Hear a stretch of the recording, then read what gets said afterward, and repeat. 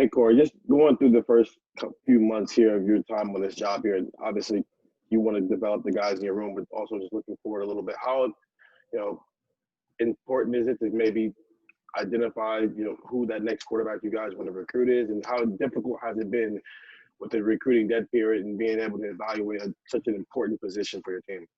Yeah, no, it's definitely a lot harder, at the quarterback position. You hope you get to see guys throw. You hope you get to, meet a guy, you get to talk to a guy, you get to speak with a guy. So, I mean, you're trying to do the best you can. Everyone's kind of adapting to this new norm with the Zoom calls and, watching things on film. But it definitely is a challenge, but, we're definitely finding ways to figure it out and just keep evaluating kids, keep meeting kids, keep talking to kids, and just trying to progress the best way we can. Has it in any way changed what the expectations or when you want to maybe lock a kid in comparison to what you guys have done in the last two classes? I think recruiting, as you guys know, always changes. I think that, we're definitely not going to take a guy just because we need to take a guy at this time and like, oh no, hey, it's, July 1st. But I mean, we're definitely going to do what's best for Ohio State, what's best for the quarterback room. So. Next up, Patrick Murphy from 24/7 Sports. Patrick? Hey, Corey. I know obviously the big story this year is Justin and what he's able to do, but you guys you are likely going to need to replace him after this season, and definitely down the road. With the two freshmen you have, how much do you balance getting Justin ready and as good as possible, but also having them ready for whenever it is that they need to step in and be the next guy? Yeah, that's a good question, but in our reality, it's definitely different times. I would say just kind of in the past, guys would prepare to be backups, right? Guys were, hey, who's the next backup? What can you do to be the backup? But I mean, we've all seen it. We've seen it with Cam Newton in the NFL. Right now, you truly have to prepare like you're the starter because there is no, you don't know when your number's called. So it's not like the old school. A guy got dinged up on a play or whatever it is. I mean, it truly could happen tomorrow. And so everyone in that room is going to prepare like they're the starting quarterback at Ohio State. Are you seeing that from the two freshmen? Yeah, absolutely. Every single day they come in, they work hard, they grind. Not only the two freshmen, but, Gunnar Hoke, he's been around for a while. He's seen a lot of football. He knows our offense in and out. But, everybody's preparing and everybody's going to be ready to go if their number's called. Thanks, Corey. Yep. Next up, Spencer Holbrook from Letterman Row with Mark Snyder on deck. Spencer? Hey, Corey. When Justin talks to Ryan and those meetings happen, what's the biggest difference that you see? Focus level? Is it the focus level? Is it just attention to detail? Like he seems so not flawless, but just in his approach last year. What's the biggest leap that he's taken that you've seen so far?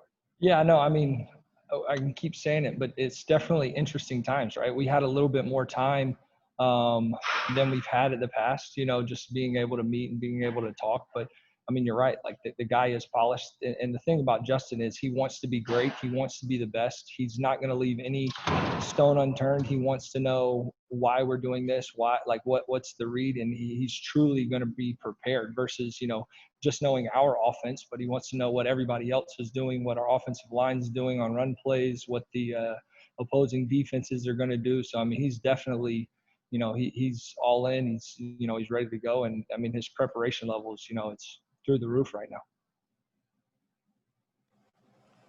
Next up, Mark Snyder from Press Pros with Brendan Gulick on deck. Mark?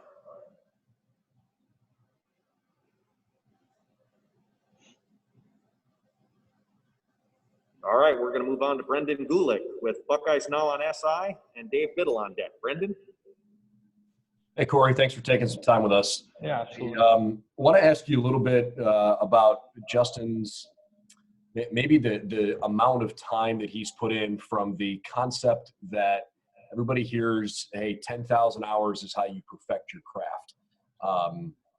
Maybe it's hard to specify where you think he is along that time, that process. But obviously he's been putting in the work to get there. If you could maybe pinpoint certain things that he's done along the way where you've seen, hey, Justin really made an improvement here, and I can see it's because He's been repping that. He's been watching that film. It just give me an idea a little bit about the 10,000 hours idea with him. Yeah, I mean, I think really what it is just, his preparation level and, how he truly doesn't want to leave a stone unturned, right? So, I mean, he's just from any aspect. So I just think the way that he's come out, he's approached it, not only just, we've had some time where, the season was canceled, where we couldn't really worry about, or it was postponed and we couldn't worry about who we were playing. So he had more time to kind of focus on himself. Focus on Ohio State's offense. But then, I mean, as soon as we found out our schedule within, an hour, he and I are texting about, who we play, what their defense is. And I mean, that just kind of shows what type of kid he is and what kind of grind he has right now. Thank you.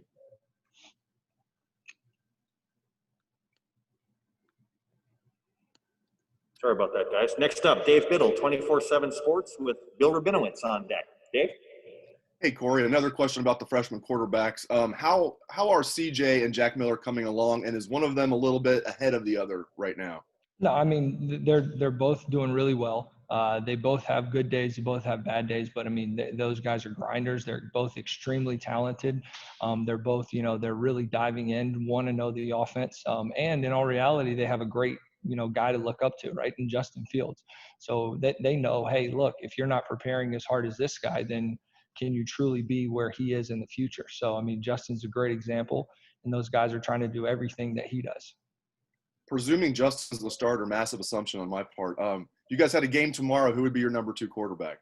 I think that's something that, we'd evaluate, Coach Day and myself, Coach Wilson, we'd all go in and we talk about it, but, let's just hope that we get to keep Justin Fields. Sounds good. Thank you. Next up, Bill Rabinowitz, the Columbus Dispatch with Tim May on deck. Bill? Hi, Corey. Kind of a broad question, but can you kind of give a brief little scouting report on Gunnar as well as CJ and Jack and where they are in their development right now? Yeah, I mean, Gunnar Hoke, first off, I mean, he's a guy who's been around. I mean, he's been at, he's seen a different college offense before. So, I mean, he's seen a lot of football. He's extremely talented. He's kind of the older guy in the group, obviously.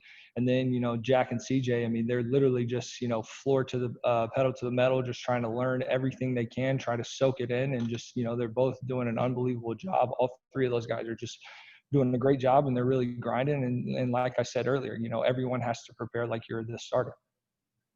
How confident or comfortable would you be if one of those three had to go in and play tomorrow? Oh, we'd be ready to go. There's no doubt. They'd be ready to go. They know the offense, but they're continuing to get better. They're continuing to grow and learn. They know that they're not where they need to be, but they're definitely grinding every single day and getting where they want to go. Thanks, Corey. Next up, Tim May from the Tim May Podcast and Letterman Row with Nathan Baird on deck. Tim? Thank you very much. Hey, Corey, what is it like to have a quarterback like Justin Fields, though, that you can have these almost next level kind of conversations, I would think right now, about the offense? What joy does that bring to a coach in terms of like communication, et cetera? Oh, no, I mean, it's definitely unbelievable. The guy comes off the sidelines in a practice and, you ask him what he saw in that play, and he's not just talking about, one thing. He's telling you what the coverage was, what the blitz was. You can, make in-game adjustments. I mean, having a guy like that's invaluable. Thanks, man. Yep. Next up, Nathan Baird with Cleveland.com and Dan Hope on deck. Nathan? Hey, Corey, where are you still playing catch up the most, I guess, for lack of a better term, with the 2 freshman quarterbacks, considering the not getting to have a full spring and the other time that you might have missed with them in the offseason? I think that you would just say that it's the actual live reps, right? Like you can only, I mean, we've done a great job. Those guys are grinding in the Zoom meetings and, things like that. And you can talk about it and you can show film and you can show diagrams and, you can kind of whatever walk through or step through. But I mean, it's just the actual live reps. I mean, those are definitely things that are hard to come by. Next up, Dan Hope with 11 Warriors and Tony Girdman on deck. Dan? Hey, Corey, what's been the biggest challenge for you just being a first-year quarterback coach and having to deal with all these different challenges this offseason while bringing in 2 new quarterbacks? That's a great question. I mean, I think that, this year's been a challenge a little bit for everybody, right? With the pandemic, not having spring ball, not having, those type of things, not being able to work out with your guys really in the summer. So, I mean, those things were obviously a challenge, but, our guys handled it well. They were, the way that they prepared and, tried to treat our meeting, the Zoom calls like our meeting room. I mean, those guys did a great job, and I don't know if we could have asked anything more of those guys. And specific to those two freshmen, what are the biggest ways in which you've seen each of them grow from when they got in January to where they are right now? Well, I think really it's just knowledge of the offense, right? I mean, you guys know Ohio State, we have a pretty complex passing game. And for those guys to really just take it and learn and grow and not be overwhelmed by the entire playbook. Thanks, Corey. Next up, Tony Girdman with Buckeye Scoop. And Bill Landis on deck. Tony? Corey, with everything that Justin can do and everything that he wants to know, how much does he challenge you guys to not just rely on what he did last year? I'm sorry, could you maybe say that question again or rephrase it? How much does he challenge you as a coach? Because he can do so many things and there's levels that you can take him to. So I guess, is it freeing? Is it challenging? What's it like coaching him when there's almost no limit to, I guess, what he could do? I mean, I think one thing it is, freeing in the sense of, maybe the playbook's open for Coach Dave, but I mean, even for a guy like myself, sure, it's challenging. Who doesn't like the challenge? Because every single day you walk in that meeting room, you better be prepared. You better have the cut-ups in order. You better have the tip sheets. You better have, you better know what you're talking about, and you better be ready to go, because it's not just, oh man, hey, let me just run in here and run this meeting. You got to prepare like you're coaching Tom Brady. Thank you.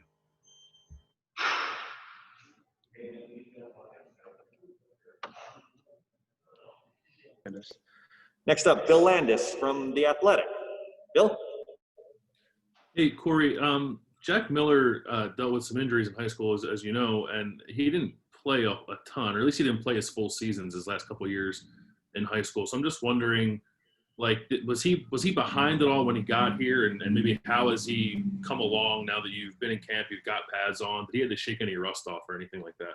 No, he definitely wasn't behind. I mean, he was ready to go. He dove in, and I mean, I think he was ready to go when he got here, and he's learning the playbook, learning the offense, and I mean, he's continuing to doing everything that we ask of him. Next up, Clay Hall, WSYX TV with Austin Ward on deck. Clay? Yeah, Coach Corey, thanks for the time. Is there something that Justin is better at physically or mechanically? Was there something that you pinpointed, or Ryan or Justin said, where do I need to raise my game?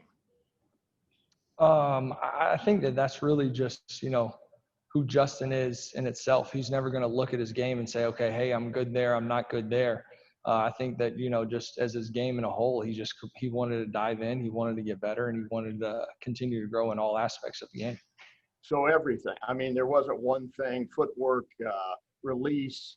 No, he came in and he wants to get better. So I don't think that, he, from all aspects, he tried to improve, and that's just kind of guy he is. He's a grinder. Is it more intellectual than physical of where he's made a jump? I wouldn't say he made a jump, intellectually. The guy's always been a smart guy. That's never not been the case. I mean, he's always, understood the offense. He's always, been able to handle everything. So that's definitely wasn't the case. But I just think in all aspects, he just tried to get better, and we had a little more time than we've had in the past. Okay, thanks. Time for a couple more questions for Corey. Next up, Austin Ward with Letterman Row and Joey Kaufman on deck. Austin? Hey, Corey, I know this is a little bit of a hypothetical, but when you look at, let's just say you have some second half reps in a blowout game, and Gunner's a veteran, he won't be around long term, would you rather give some of those reps to your number two, or try and get those to the freshman wherever possible? Have you thought at all about what you guys want to accomplish if you get that situation? I don't know that we've really sat down and thought about it, but I think that, long term, we're going to do what's best for, just Ohio State for that year and just continue to grow guys and continue to get guys better. But to say that we thought about it, no, we haven't. Thanks, man. Yep. Next up, Joey Kaufman with Columbus Dispatch, and we'll end with Adam Rittenberg with ESPN. Joey? Corey, specifically with Gunnar Hoke, this being his second year in your guys' system, how big of a difference does that make for him, and what have you noticed for him in particular over the last 12 months? Yeah, no, for sure. Anytime that you're in the offense, for the second year, getting to be around this verbiage and things like that, that's definitely a benefit to you. But I mean, Gunner's, he's smart. He knows our offense. He's a great player. He is a great leader. He's one of those guys too that, the young guys can kind of look up to and see the way that things are supposed to be handled. So Gunner's, extremely valuable to have. Hey, Corey, just during your time there, and especially in this role, how do you think quarterbacks are looking at being a quarterback at Ohio State, and especially how this system can help prepare them for the draft and the NFL? Yeah, I think that, this system is definitely pretty similar to an NFL's passing game type system. I think that, I kind of walked through when I heard Justin Fields talking, but he and I are both in agreement that, Coach Day is arguably one of the best quarterback coaches in the United States of America, right? What he does with the offense is unbelievable. How he, takes care of his quarterbacks is unbelievable. And ultimately, when you have a play caller who is also, the head coach and who is also has a quarterback background, that's unbelievably valuable for a quarterback. Corey, thank you so much for your time today and for meeting with our media.